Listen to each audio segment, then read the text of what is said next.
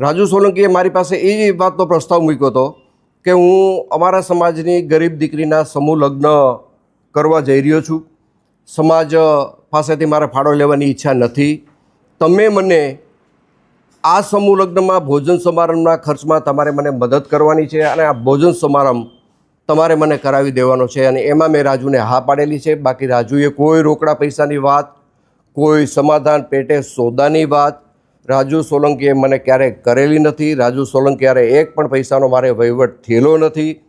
હું બધાને વિનંતી કરું છું કે આ પ્રકરણને અવળે રસ્તે દોરવા માટે, ગુમરાહ કરવા માટે જે વાતો સમાજની વચ્ચે મૂકવામાં આવે છે એમાં મૂળ મુદ્દો પૈસા છે. પૈસાની આ સમાધાનની અંદર કોઈ વાત નથી આવી. પૈસાનો કોઈ સોદો નથી.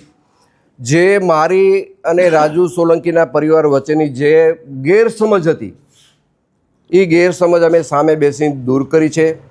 મારે આ પ્રકરણમાં વધારે એવું કહેવું છે કે સમગ્ર પ્રકરણ જ્યારે બન્યું ત્યારે સામાન્ય ઉગ્ર બોલાચાલીનો મામલો હતો. આ મામલો વધીને 2 દિવસમાં બનાવ પછી પૂરો થવાનો હતો.